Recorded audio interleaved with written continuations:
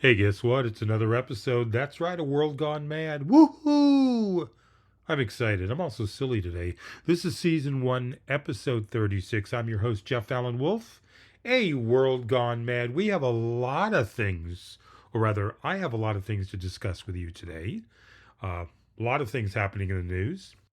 A couple of quick things.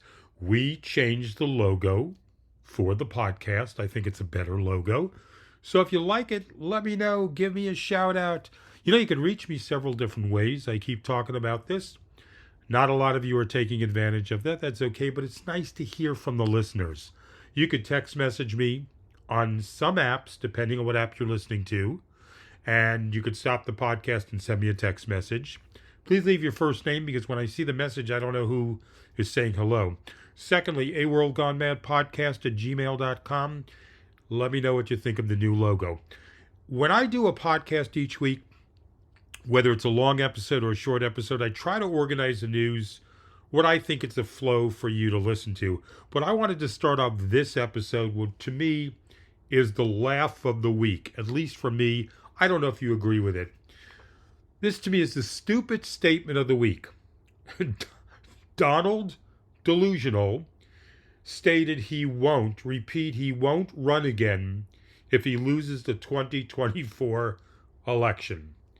Thank you for stating what would be very obvious to all of us paying attention. Why you would even consider it, other than your ego, is beyond me. He would be 82 years old, and who the hell knows what his mental capacity would be then, let alone 1 year from now, or even 1 week from now. So thank you very much, Donald, for letting me be able to sleep at night knowing on your decision in the future. That's a load off my mind. But then again, with Donald lying so much, who the heck knows whether he changes his mind and comes out and goes, I'm going to run again. All right, Alan Lichtman. Everyone knows Alan Lichtman, the historian, who picked nearly every winner in the presidential election. I think it's 9 out of 10, the past 10 U.S. presidential elections. And I believe he got the one that supposedly he missed. Research it. He got that right as well. There's a reason why he says he didn't. The founder of a scientific method that has correctly predicted, again, 9 out of the past 10 presidential elections, finally making his kind of final statement on the matter. He is convinced that the outcome of this year's race is already settled. No TV debate, he says, or October surprise will persuade him to change his approach, which rejects opinion polls. He uses instead 13 key indicators honed from analyzing American elections dating back 120 years. And with those predictions, he matches it up to the previous results. Of course, he wasn't alive all of that time, but it matches up to his methodology. He says, barring a cataclysmic turn of events, Lichtman, who's 77 years old, thinks that Kamala Harris will claim victory over Donald Trump in November. So again, barring another debate, he says it doesn't matter, or an October surprise, he doesn't think it matters. Harris has 8 out of the 13 predicting points in his methodology in her favor. He doesn't feel Donald Trump gets the charismatic key in the factoring. And no, Donald Trump, he says, is not charismatic. Neither is Kamala Harris, he says. Charismatic would be like an Obama, a Kennedy, someone who just engages the world and the people at large and locks them in. So thank you, Dr. Lichtman or Alan Lichtman, for giving us that prediction. I still don't believe it until we see the polls, but it's nice to know that someone who's been right almost all of the time is saying Kamala should win. I've been in communication with some of the Wolfpack listeners here through text messages or on the Facebook group, etc. And I came across about 5 or so members of the Wolfpack of this podcast who said they had multiple cases of COVID in the past several months. And again, I extend my warmest wishes for you in your recovery from that and your health to improve. But we've heard that COVID is ticking up again this season. And the government has announced, in case you haven't seen it, it's very important, free COVID-19 home testing kits will be available from the U.S. government by the end of this month. Now, the U.S. government plans to make more at-home COVID-19 tests available for free this month as the country heads into respiratory virus season with high levels of the coronavirus already circulating. Each household will be able to order another round of 4 free at-home test kits starting at the end of September. Go to covidtest.gov, and if you didn't know that, take advantage of it. And everyone stay safe, because apparently that variant is kicking up and people are getting sick that I'm coming across left and right. Attention Kmart shoppers. Attention Kmart shoppers. Over in aisle 5, you remember that? Are you old enough to remember the Kmart and the announcement? Very clear, as opposed to some of these stores where you hear, there's a sale, and if you hurry over there, you can go, right? No one knows how to talk anymore on a mic, or the system is so bad that it sucks. But Kmart, everyone remember a Kmart? Did you go into a Kmart? I did. Well, apparently, the last full-size Kmart in the mainland of the United States is closing. Kmart, once one of the America's leading discount retailers, is closing its last full-size store, and that's in Bridgehampton, New York, on Long Island, and it's going to close October 20th. According to an employee who answered the phone at the store Monday morning, who did not want to give her name, the manager of the store was not available, and the corporate owner, Transformco, that's the company that bought the remains of Sears and Kmart out of the bankruptcy of the Sears Holdings in 2019, did not return an email requesting a comment. Now, the chain still has a small convenience store version of itself in Miami, but not, the full line of offerings that Kmart was once known for. That location does have some large ticket goods, appliances. It also has stores in Guam and the U.S. Virgin Islands, where it does not face competition from more successful big box stores.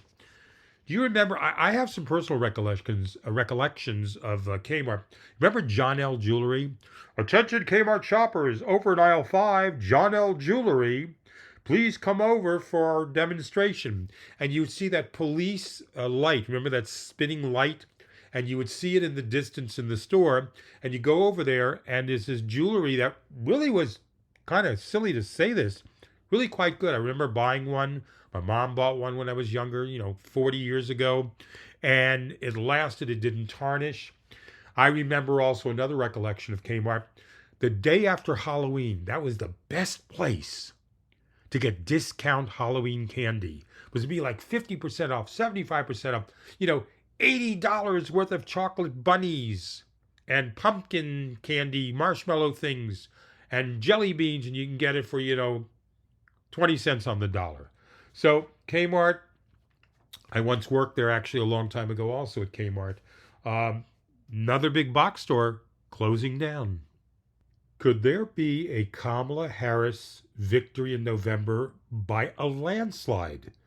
Well, there's a journalist who does data, kind of like a data scientist, and he wrote an article in the news, and he correctly called last election. He's saying, yes, it's possible that Kamala could win by a landslide. So think about this. I'm happy she wins it all. I'm sure all of us would be glad she won by 3 votes. But the bigger the victory, the more convincing to the delusional supporters of Donald Delusional, the MAGA supporters who can't even believe that the sky is blue. Even if you said it and pointed to it, they would say the evidence is fake, right? We can't have a conversation with them. So what are your feelings about a Kamala landslide? I personally don't think so. I would like to hope it would happen. I would like to hope there's a sweep of all the battleground states. So stay tuned. One person is convinced, who picked last year's election, saying Kamala, he feels, will win by a landslide. What's your thoughts? I need to take a brief moment to point this out to everyone. If you are listening to the podcast, thank you, bless you. I truly do appreciate that. If you are listening to the podcast and you're a member of the Wolfpack, that's the club, that's free, takes 3 seconds to sign up to, and you will be getting different perks like a private group for those who are listeners and members of the club. You'll never be charged for this podcast, no matter what I do in the future. So if you're a listener but you're not signed up, why? Why not? I'm baffled. I'm beguiled. I'm bewildered. Write to me and just say Wolfpack link. I'll give you the link and you will be a member of the group for free forever, and you will be invited to the private Facebook group. I can't wrap my brain around why you would listen to the show, continue to listen, but not make it official to the Wolfpack and never be charged, and a private group and all these perks in the future. Write me, ask for the Wolfpack link, and you'll get it. Let's talk about something else in the news that I think is very important. There was a jumbo-sized rate cut by the Federal Reserve. They slashed rates by 0.5 percentage point. Now, stocks ended a bumpy trading session lower as Wall Street continued to review the Federal Reserve's latest interest rate decision and projections about the economy. The Dow had fallen to 103 points, or 0.3% after jumping more than 300 points earlier that day. The S&P declined, and on and on and on. Elsewhere, gold futures reached a fresh record high before retreating to settle. And the Federal Reserve this past Wednesday cut interest rates by a jumbo 0.5 point, making its first rate cut since March 2020. Now, while stocks initially jumped on the news, the trading session became volatile as investors worried that the large cut signals that the central bank is concerned that the U.S. economy will weaken further. But Powell, Federal Reserve Chairman, said at his post-meeting press conference that he believes the labor market remains healthy, that the Fed cut rates by 0.5 point to stay ahead of potential further weakness. He added that the Fed is not yet satisfied with the cool down in inflation. A risk of lowering rates is going to possibly happen again as pressure eases off companies and consumers. Inflation could rev up again, but on the other side, waiting too long to lower rates or doing so too slowly could help spur an economic downturn. The Fed said it expects the unemployment rate to rise to 4.4% and remain at that level in its economic projections. Traders expect the Fed to cut rates again at its November and December policy meetings. So, some major news from the Federal Reserve. Let's see in the next 30, 60, 90 days what it does to the economy and how it affects us personally. This is the type of podcast episode for my show, World Gone Mad, that I enjoy. Very little doses of Donald Delusional. I apologize immensely to all the Wolfpack listeners if you've been listening from the beginning or you just joined. It's hard to keep Donald out of the news because he keeps making ridiculous statements. So this episode, thank God, it was only very little about Donald, and hopefully we can keep it that way, but you know how Donald is, right? Probably next episode is all going to be about Donald. All right, here's something that is concerning to this extent. The U.S. led on nuclear fusion for decades, but now China is in position to win the race. The bustling city of Shanghai marks national celebrations with world-famous light shows, illuminating skyscrapers with dazzling colors, like beacons of Chinese innovation. It is here that scientists and engineers work around the clock to pursue the next big thing in global tech, from 6G internet and advanced AI to next-generation robotics. It's also here on an unassuming downtown street.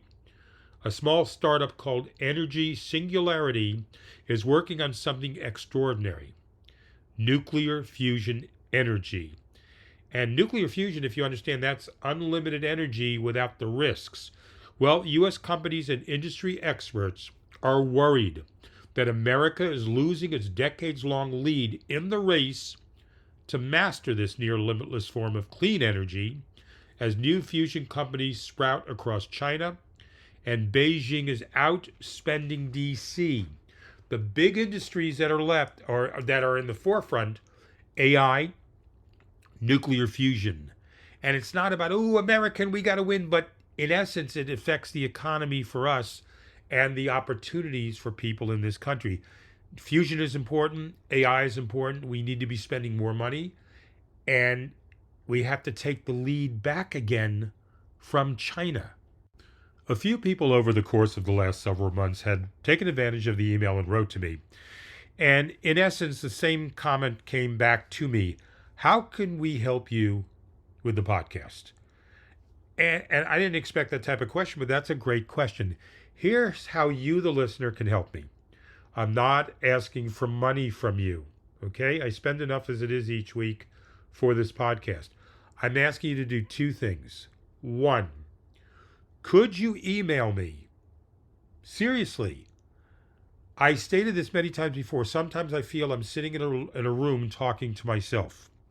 I know you're there. I see the stats. But could you drop me a line and say hi? First name, what city, state you're listening from, your country. A, worldgonemad@gmail.com. And B, give me your comments. Do you think you would like to hear anything different? Do you like the music? Do you like the new logo? Do you wish this was done longer, shorter, different day of the week? Your comments help shape my podcast for you. So remember, Tom Cruise, help me help you. Email me. It's so nice to see emails come in. It picks my energy up, makes me want to do the next week's podcast. When I hear crickets, it kind of is a downer. So that's how you, the listener, can help me. Email me. Give me your comments. Join the Wolf Pack for free. Ask for the Wolf Pack link. Thank you. I would appreciate that. That helps more than you could know. All right. I have the last couple of news bits that I want to share with you and comment on. Unfortunately, are negative, and that's why this is called The World Gone Mad. Scientists have looked deep beneath the Doomsday Glacier. You know about the Doomsday Glacier. This is the glacier that, if things go wrong, could cause catastrophic problems in the world. Well, they found, I'm saying this in a nice way. What they found recently spells potential disaster for our planet.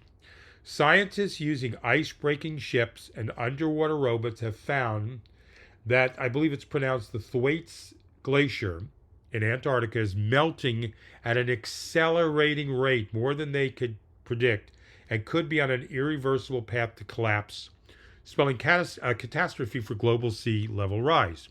Now, since 2018, a team of scientists forming the International Glacier Collaboration has been studying this glacier, often dubbed the Doomsday Glacier.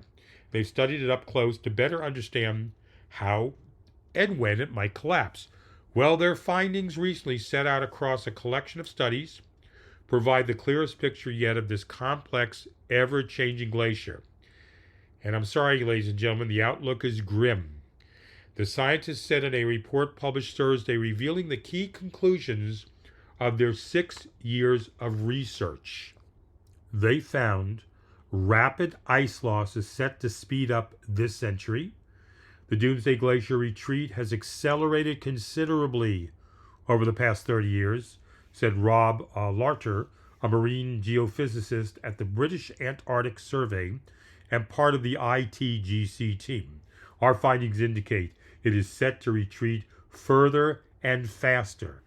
The scientists project the glacier and the Antarctic ice sheet could collapse within 200 years, which would have devastating consequences. So yeah, I know we're not going to be around in 200 years, but we need to be aware of this, people, because if their findings are wrong and it accelerates triple, it could be within our lifetime. Now, the glacier holds enough water to increase sea levels by more than 2 feet, but because it also acts like a cork, holding back the vast Antarctic ice sheet, its collapse could ultimately lead to around 10 feet of sea level rise, which would devastate coastal communities from Miami and London to Bangladesh and the Pacific Islands. And the funny thing is, ironically, when I found this news bit a couple of days ago, I was watching for the 400th time the movie The Day After Tomorrow about Dennis Quaid, I believe, about weather rather, gone haywire across the world. Remember that Doomsday movie? So kind of freaked me out reading about this and then seeing this movie of planetary destruction from the weather. So let's be aware. Each time we check things like this, it gets faster and faster, as it did in the movie, where they thought it was, 1,000 years out and then 200 years out. And it's going to happen in 3 months and 8 weeks. This is kind of scary, folks. Twilight Zone-ish, so to speak.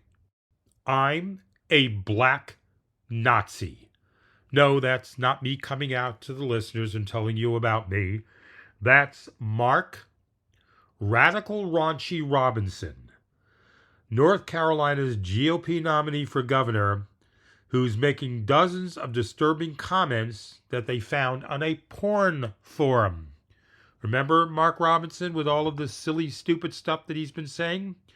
Well, they now found these disturbing comments. I'm a black Nazi. The controversial and socially conservative Republican nominee for governor of North Carolina, he's currently the lieutenant governor, made a series of inflammatory comments on a pornography website's message board more than a decade ago, in which he referred to himself as a black Nazi and expressed support for reinstating slavery, the findings have found on the investigation. Now, during a recent history of anti-transgender rhetoric, Robinson said he enjoyed watching transgender pornography, a review of archived messages found on this website, and he also referred to himself as a perv. So, Mark Raunchy Radical Robinson, running for governor of North Carolina, which is causing Donald Trump to scramble to North Carolina because it's a key battleground state. All right? This is the guy also who said certain Democrats, we just need to kill them. Remember this one? We just need to kill them. Women shouldn't have the right to vote. Big, heavy-set black guy. Remember this guy? Okay. Mark Raunchy Radical Robinson denies making these comments. This predates his entry into politics and current stint as North Carolina's lieutenant governor. They were made under a username that CNN was able to identify as Robinson by matching a litany of biographical details and a shared email address between the two. Many of Robinson's comments were gratuitously sexual and lewd in nature. They were made between 2008 and 2012 on Nude Africa, a pornographic website that includes a message board. The comments were made under the username Mini Soldier, a moniker Robinson used frequently online. Now, Robinson, Radical, Raunchy, Mr. Mark, listed his full name on his profile for Nude Africa, as well as an email address he used on numerous websites across the internet for decades. CNN is reporting only a small portion of Robinson's comments on the website, given their graphic nature. So a man running for governor who says Democrats should be killed, women don't have the right to vote, Mark Radical Raunchy Robinson causing Donald Trump problems in his race to become president again. Call these people out, these MAGA nutcakes. Before I end this episode with a major news story that you've seen in the news, I just want to encourage you, please send me an email, say hello. It really makes my day and encourages me to go bigger and bolder. All right, this is huge. We've been following this for a while. It's been going on for hundreds of years, but to us, in the last couple of years. And the Middle East, quite frankly, is closer to the brink of a catastrophic war. The threads are unraveling. I said earlier in a couple of episodes back that we can't put the genie back in the bottle. And the threads on the tapestry are pulling apart so fast that this is about to become explosive in the Middle East. Now, you've seen in the news the exploding pagers and the walkie-talkies aimed at Hezbollah. Have you heard about this? If you haven't, pagers from the Hezbollah group, military part of the group, and walkie-talkies are exploding. First of all, that's amazing that they can even do that. I didn't know that technology was available. I don't know how they do that. I didn't read deeper into how they do that, but it's causing deaths and damage to people with a pager or a walkie-talkie. And Israel claimed responsibility for this. Well, Hezbollah then fires rockets deep into northern Israel as tensions flare. And they stated it's going to be an unlimited attack back from Hezbollah. Now, the latest news, if that wasn't scary enough, everyone, is that the U.S. military is now going to send a small number of troops to the Middle East amid the Israel and Lebanon escalation. This is from CNN. The U.S. military is sending a small number of U.S. military personnel forward to the Middle East to augment the forces already in the region amid heightened tensions between Israel and Lebanon. And this was stated by Pentagon Press Secretary Major General Patrick Ryder. He said Friday, in light of the increased tensions in the Middle East and out of an abundance of caution, we are sending a small number of additional U.S. military personnel forward to augment our forces that are already in the region, Ryder said. But for operational security reasons, I'm not going to comment further. Ryder declined to say how many troops were deployed, where they were sent, what branch they belonged to, etc. So, whether you believe Israel is right, whether you believe Israel is wrong, I have a friend who lives in Israel. He may take it against me that I'm feeling this way, or whether Palestine is right, Palestine is wrong, Hezbollah, whatever, Gaza, whatever. This is never going away. This is never going to de-escalate. Because we're at the point where every year, every couple of years, something happens and it gets bigger and bolder and nastier and more deadly. This is a day-by-day, hour-by-hour situation in the Middle East that could have ramifications all the way to other allies and us. So keep vigilant, watch the news. I'm fearful that this is not going to back down. Israel's determined to protect themselves.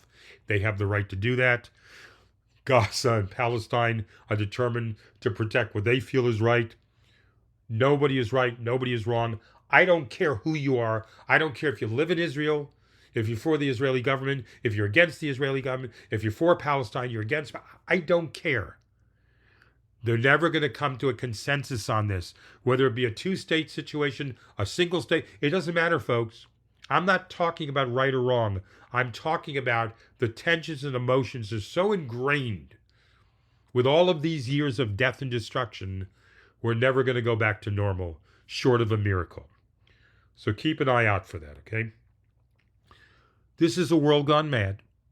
I will be back next week with another episode. Hope you like the new logo. Say hello, drop me an email. I'm Jeff Allen Wolf, your host. And until next time, please stay hopeful.